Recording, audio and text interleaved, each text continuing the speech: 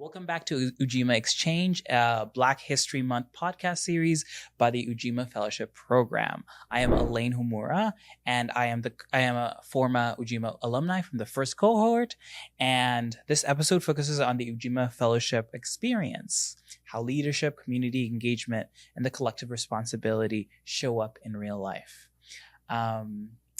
So, can you introduce yourself? This is a fellow that we have here. So, Yeah.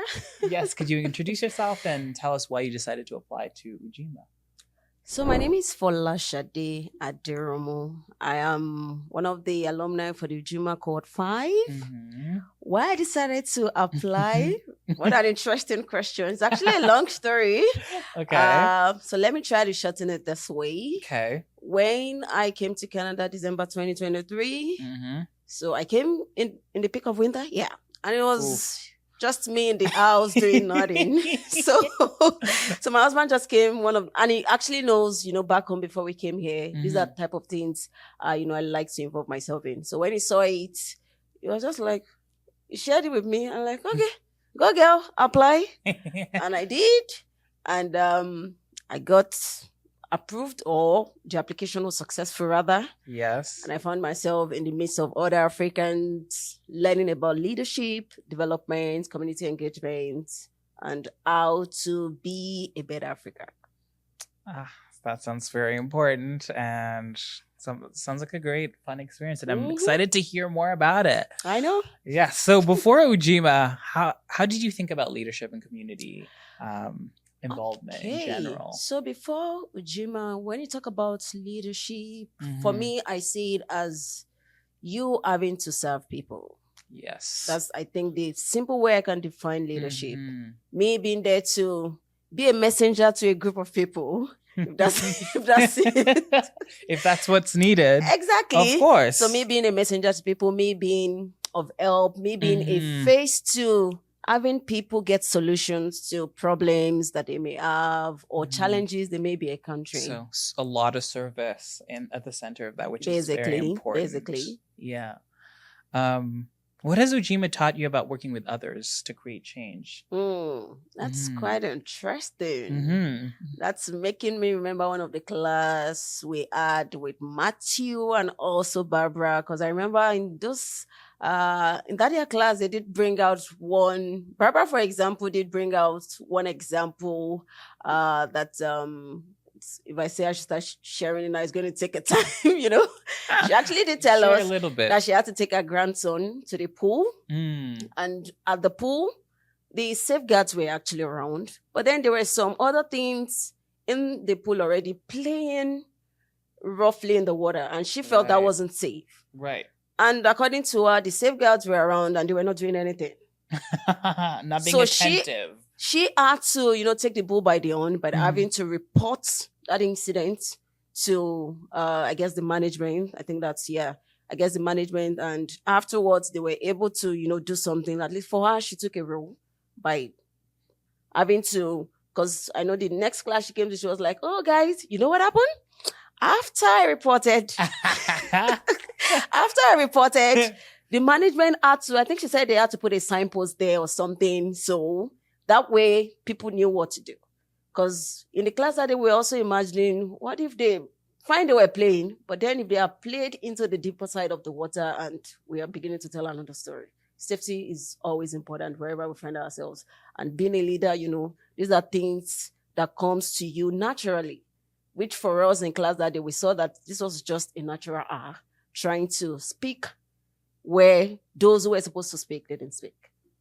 I think, especially as someone, as people of colors, Black people, I think it's important, even in certain spaces, even though we're not the majority, it's still important to, to sort of have that impact, have that service. I think it's very welcome. So I know that's something that some people might feel like, oh, maybe I don't have the place because these are not, they might not feel like immediate community. But I think, as you said, right, leadership is important.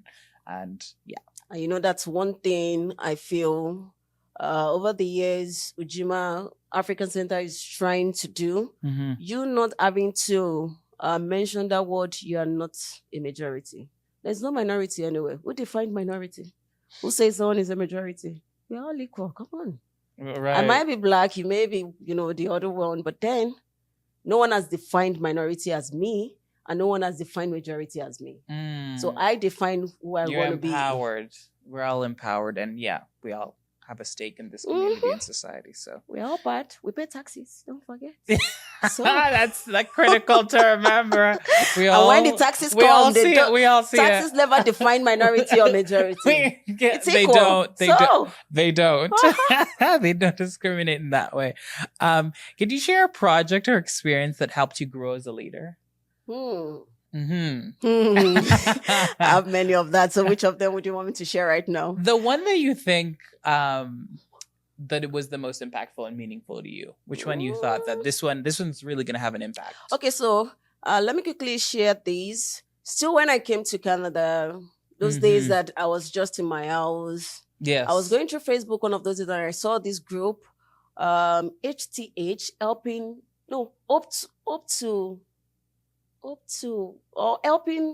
the people. I think I really can't remember.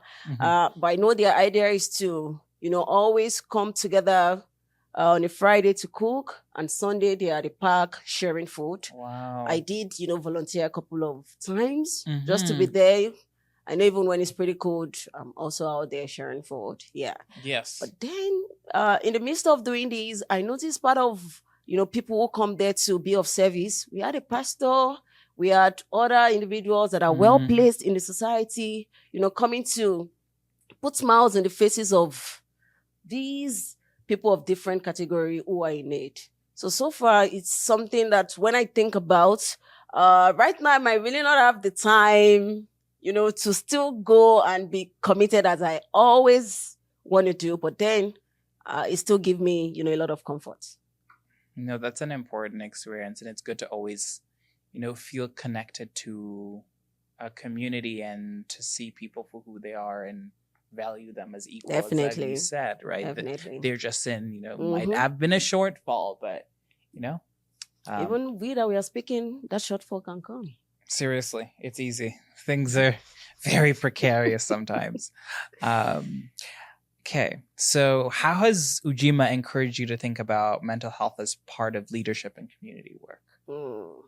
So I'm going to talk more about our classes because if that's where it came from. My instructors did do a good job, that I must say and commend them at this time. Barbara, kudos to you. Matthew, also kudos to you both.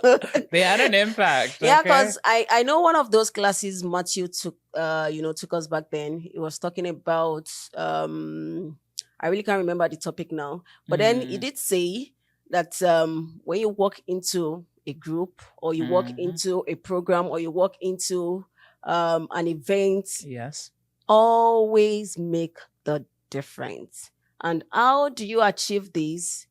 When you're in a good, right frame of mind. Yes. When you try to make sure that whatever it is you're doing, it is for the best of the other person. You'll be productive. You'll be of, good help to these people. So your mental health is smooth and good and ready for the tax side. So always make sure you are just in a safe and peaceful space of mind. I think that's important with any endeavor that you achieve, work, school. Exactly. So I think it's always good to have those practices. What does building Black communities mean to you today? I think this is going to be the last question and then we'll wrap up. So building Black community people means us uniting, means us coming together and seeing ourselves as one, means us not having to think less of another. Yes. Means us wanting to achieve a common goal, a common purpose. Okay.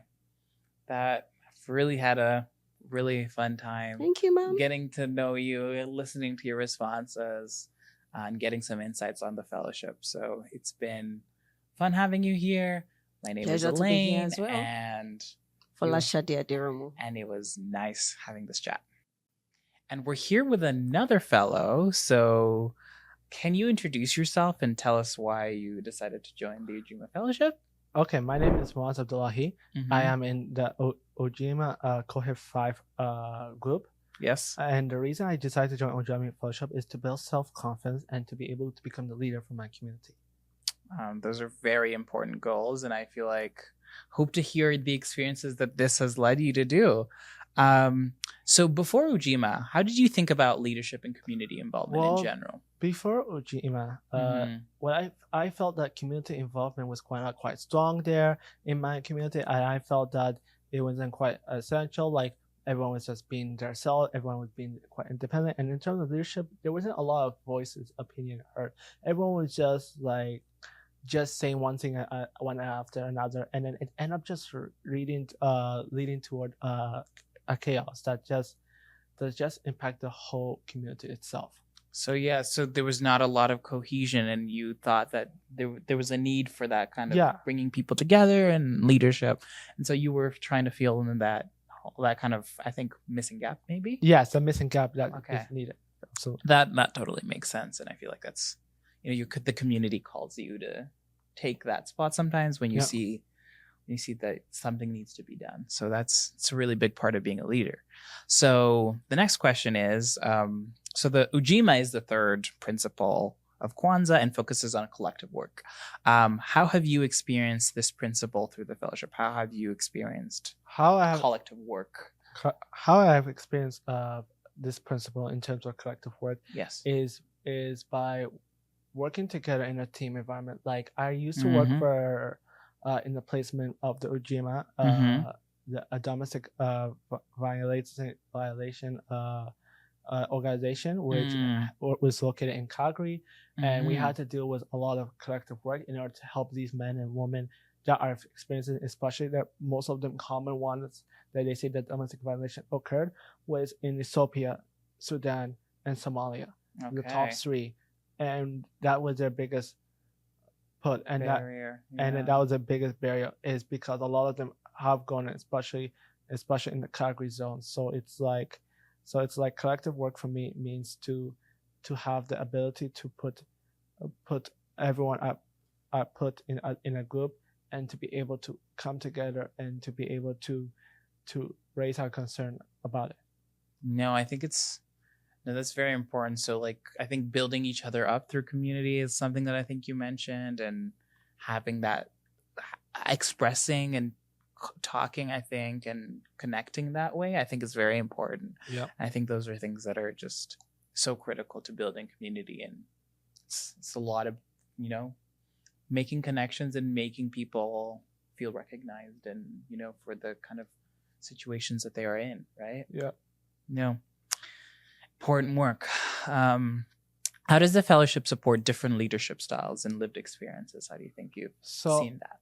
I have, when it comes to Ujima fellowship, how I seen different leadership style. Like I seen leadership that are quite calm. I have seen leadership that are quite aggressive. But I have seen leadership style that are intact, that have a strategy in place. So I have seen a lot of leadership strategy where someone else might be on top rather than the owner of the organization, or the manager, or the other board chair even itself that will be in place. So those are the different. It's not always top down. It's sometimes left and right. Sometimes flexible. It could be very flexible. Because I even took upon the leadership myself for the budget fundraiser that we did last year. In Calgary. Like I worked from home, and pretty much what we did is we ended up raising enough money to keep the door open, and to host a couple events, and to go on retreats in Camrose. Oh wow, that's a great achievement. That's something to be really proud of. Wow. Thank you. Yeah. Wow. It's very important work. So I love that leadership in the experiences that you've had. You've been given that power as well. You've been empowered by by leaders in your community and other people in the organization. I think that's an important part of being a leader. I think supporting others and giving other people the chance to step up, right? Yes. Okay. So since joining Ujima, how have your involvement in the community changed or grown? It has grown a lot. It has grown a lot more than you think. I didn't even know what was community involved actually means. Like now, after Ujima fellowship program, it has taught me to increase my chance of involvement. It has taught me to become the best version of myself, so that other people can be inspired, regardless where you come from, to be able to do that. And I have hosted a variety of workshops. So you've gained also, like, you've been able to sort of have a sense of inspiration to other people, and you've grown personally, but you've also had like a bigger impact through the workshop. That's right. Yeah. Okay. How has Ujima encouraged you to think about things like mental health as part of leadership and community work? Well, Ujima, for me, like mental health is number one for me. Like mental health is what keeps us going. It's like what makes us feel as a person. It's really important that our mental health comes in play when about it, because what Ujima taught me, fellowship taught me, it's taught me to be more like strong in will. Like even regardless of time that it might feel down, you have to always feel like your mental health has to be up there. You have to feel like you're always willing to do something, because you're at the end of the day you're paying back to the community, and this is important, especially with it called paid forward. Yeah. So do you think you were being in community made you more motivated to sort of do that? And how did that, because you feel like a responsibility for the people you're helping? Yes. Yeah. And that makes sense. I think when you're working with people, I think it can replenish you. And I feel from my experience, working in community and being engaged has been part of being, healed and replenished. So mental health also works in that way as well. So that's a critical, I think, point to make. Okay, what does building strong Black communities mean to you today? So what does building strong Black community means today is is for everyone to come together, is for them to give their opinion out to like what they want to do, what activity you want to do, and what workshops you want to do, and how you want it to be held, and also having events, just the opportunity to have social gathering, to have fun, to just relax, because we're all equal, we're all equal as Black youths, and as Black people as themselves, Yeah. So it's just like we need this time being to do it, because otherwise, if we don't come together as a strong Black community, then it disintegrates slowly, and then the next generation of African generation will not be able to come here and to pass that on, to continue that legacy afterward. I agree with you. I think community is so fragile in some ways. Yeah. If people don't do the work of making those events or showing up or investing in infrastructure and community centers, it's easy for that not to exist. Yeah. And I think it's so important, especially I think we live in a society that I think here that's a little bit more individualistic, so it's harder to connect and meet with leaders and meet with youth. So I think, as you said, it's so important to have some place to fall back on, some people, and to protect that infrastructure. So I totally agree with you. So what advice would you give to someone who wants to get involved in community work or leadership, but they're like, I don't know where to start? So my advice is join the Ujima Fellowship Program. They taught you a lot about leadership and different kinds of leadership style and different action that you can take. Don't give up. Be motivated. Be the person you want to be. Show the next generation who you are. Okay. Thank you for answering these questions with such depth and bringing yourself and sharing us your experience. I think we've learned so much about what community means. I think you've talked a lot about sustaining community infrastructure, giving back, how much community can feed you. And I think these are things that people need to think about. I think it's critical to leave here and just volunteer and become more engaged because of how impactful it is for you, but how impactful it is for your community as well. That connection goes both ways. So I think these are very critical points that you've raised, and I'm really thankful that you were here. Thank you for having me.